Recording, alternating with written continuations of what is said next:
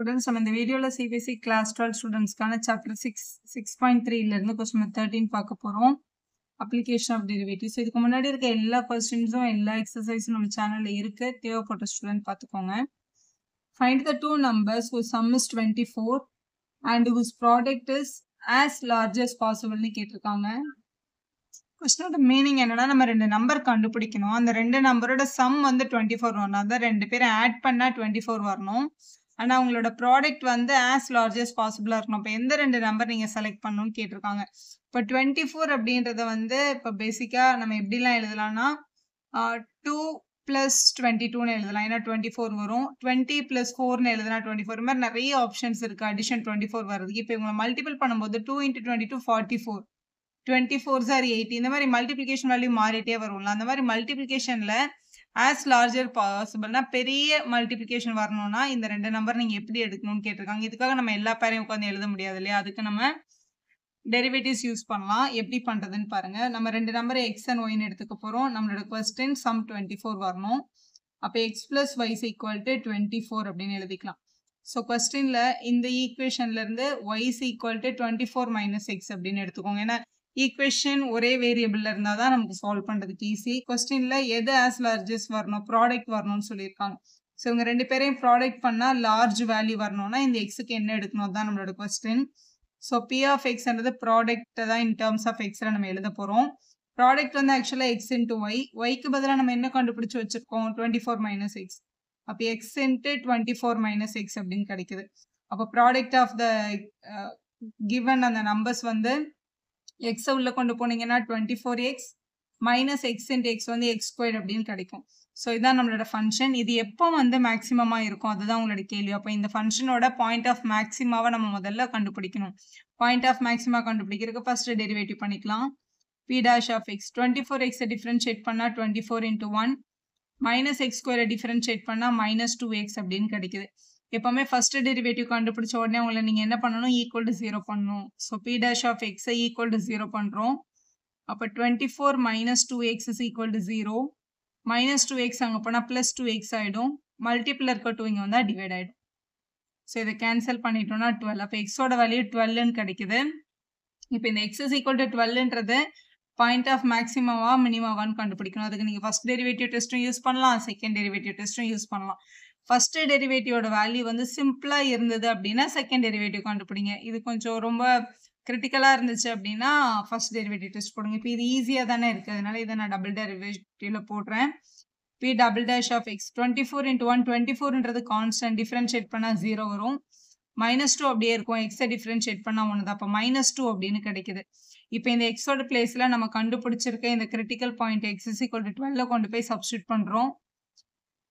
இந்த இடத்துல x இல்ல சப்ஸ்டியூட் பண்றதுக்கு, அப்ப அந்த -2 அப்படியே தான் வரும்.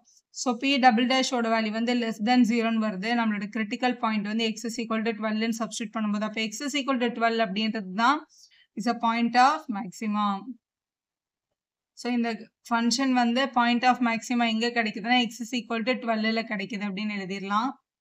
இப்போ கொஸ்டின்ல ஃபைண்ட் த டூ நம்பர்ஸ் தானே உங்களோட கொஸ்டின். அப்போ x = 12 தான் மேக்ஸிமம் வேல்யூ. இப்போ x = 12 இருந்தா y வேல்யூ என்னன்னு கண்டுபிடிக்கணும். y = 24 - x. நம்ம கொஸ்டின்ல நம்ம ஃபர்ஸ்டா தான் எடுத்திருக்கோம். y = 24 - x. ஸோ 24 - 12 திருப்பி என்ன தான் கிடைக்குது, 12 தான் வருது. அப்போ இந்த டூ நம்பர்ஸ்ல ஒரு நம்பர் 12, இன்னொரு நம்பரும் 12 தான். அந்த டூ நம்பர்ஸ் ஆர், கொஸ்டின்ல அந்த நம்பர்ஸ் தான் கேட்டாங்க.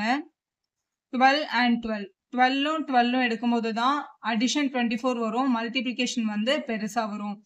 ப்ராடக்ட் வந்து அவங்க ஃபைண்ட் பண்ண சொல்லல. ஆனா ப்ராடக்ட் மல்டிபிள் பண்ணும்போது 12 × 12 நமக்கு என்னன்னு கிடைக்குது, 144 கிடைக்குது. இதுதான் மேக்ஸிமம் வேல்யூ. 14th கொஸ்டின் பார்க்கலாம். கொஸ்டின்ல find the two positive number x and y such that x + y = 60, x × y³ is maximum அப்படின்னு கேட்டிருக்காங்க. ரெண்டு நம்பரை ஆட் பண்ணா 60 வருது. அது வந்து எக்ஸையும் செகண்ட் நம்பரை கியூப் பண்ணி மல்டிபிள் பண்ணா வர்ற வேல்யூ வந்து மேக்ஸிமமா இருக்கணும். அந்த ரெண்டு நம்பரையும் கண்டுபிடிங்க அப்படின்னு கேட்டிருக்காங்க. ஸோ இந்த வேல்யூ மேக்ஸிமம் வரணும் அப்படின்னா இதோட பாயிண்ட் ஆஃப் மேக்ஸிமம் நமக்கு தெரியணும். ஸோ அதை கண்டுபிடிக்கிறதுக்கு இதை ஃபர்ஸ்ட் டெரிவேட்டிவ் பண்ணிக்கலாம். ஆனால் இதில் எக்ஸும் இருக்கு, ஒய்யும் இருக்கு. ஒய்யை கண்டுபிடிக்கிறதுக்கு தான் நமக்கு ஃபர்ஸ்ட் வந்து ஒரு ஈக்குவேஷன் கொடுத்துருக்காங்களே, இதுல இருந்து ஒய்யை ஃபைண்ட் பண்ணிக்கோங்க. y = 60 - x அப்படின்னு கிடைக்குது. ஸோ இது எக்ஸ் இன்ட்டு ஒய்க்கு பதிலாக 60 மைனஸ் எக்ஸ் த ஹோல் கியூப்னு எழுதிக்கலாம். இது a minus B the whole கியூப்ல எக்ஸ்பேண்ட் பண்ணி சிம்பிளிஃபை பண்ணிட்டும் நீங்கள் டிஃப்ரென்ஷியேட் பண்ணலாம். இல்லை அப்படியே வச்சுட்டு யூவியில் பண்ணாலும் பண்ணிடலாம். இது ஃபர்ஸ்ட் டெரிவேட்டிவ் நான் அப்படியே தான் பண்ணுறேன். இப்போ இது ரெண்டு ஃபங்க்ஷன் மல்டிபிள் இருக்குன்னா இது வந்து u, இது வந்து v. அதில் யூவை டிஃப்ரென்ஷியேட் பண்ணால் 1 வந்துடும். v எடுத்து அப்படியே எழுதிக்கணும். அப்புறம் ப்ளஸ் போட்டு u அப்படியே எழுதிட்டு v டிஃபரன்ஷியேட் பண்ணும். v பார்க்க எப்படி இருக்கு? எக்ஸ் கியூப் மாதிரி இருக்கு. எக்ஸ் கியூபை டிஃபரன்ஷியேட் பண்ணா 3x². அப்புறம் உள்ள டிஃபரன்ஷியேட் பண்ணும்போது மைனஸ் எக்ஸ் இருக்கு. ஸோ டிஃபரன்ஷியேட் பண்ணும்போது -1 அப்படின்னு கிடைச்சிருக்கும். ஸோ இப்படி இருக்கு. இதை வந்து சிம்பிளிஃபை பண்ணிக்கலாம். இங்க 60 minus X the whole cube இருக்கு. இங்க 60 minus X the whole square இருக்கு. ரெண்டு பேர்கிட்ட என்ன சின்னதா இருக்கு? 60 minus X the whole square சின்னதா இருக்கு. அதை வெளில எடுத்துக்கோங்க. உள்ள இங்க வந்து ஒரு 60 மைனஸ் எக்ஸ் இருக்கும். இங்க ஒரு பிளஸ் இன்ட்டு மைனஸ் இருக்கு. இந்த 60 மைனஸ் எக்ஸ் ஹோல் ஸ்கொயர் வெளியே போயாச்சு. பேலன்ஸ் இங்க ஒரு 3, இங்க ஒரு எக்ஸ், இங்க ஒரு -1. அப்போ -3x என்ற டேர்ம் தான் இங்க இருந்திருக்கும். அதை எழுதிக்கோங்க. அப்போ நமக்கு இங்க என்ன கிடைக்குதுன்னா 60 minus X whole square 60 minus 4x அப்படின்னு கிடைச்சிருக்கு. இதான் நம்மளோட ஃபர்ஸ்ட் டெரிவேட்டிவோட வேல்யூ. இப்போ ஃபர்ஸ்ட் டெரிவேட்டிவோட வேல்யூவை ஈக்குவல் டு 0 பண்றது மூலமா நம்ம கிரிட்டிக்கல் பாயிண்ட்டை கண்டுபிடிச்சிடலாம். எப்பவுமே ஃபர்ஸ்ட் டெரிவேட்டிவ் கண்டுபிடிச்ச உடனே அவங்கள ஈக்குவல் டு 0 பண்ணுங்க. So f dash of x equal to 0 பண்றோம். அப்போ 60 minus x the whole squared multiple by 60 minus 4x is equal to 0. இல்லை ரெண்டு டேர்மே தனித்தனியாக 0 ஆகும். 60 minus x the whole squared equal to 0. இன்னொரு டேர்ம் வந்து 60 minus 4x equal to 0. Square அங்கே போய் ரூட் ஆச்சுன்னா அது 0 தான் ஆகும். 60 is equal to minus 4x அந்த பக்கம் போனால் plus 4xன்னு எழுதிக்கலாம். இதில் minus x அங்கே போனால் plus x. அப்போ x is equal to 60 ஒரு ஆப்ஷன் கிடைக்குது. இதில் மல்டிபிள் இருக்க 4 இங்கே வந்து டிவைட் ஆகும். ஸோ கேன்சல் பண்ணும்போது 15 is equal to xன்னு ஒரு ஆப்ஷன் கிடைக்குது. இப்போ வந்து x is equal to 60 இருந்தால் இப்போ y ஃபைண்ட் பண்ணும்போது 60 minus 16 வரும். இப்போ y வந்து 60 minus 60 இருந்துச்சுன்னா அதோட வேல்யூ வந்து 0.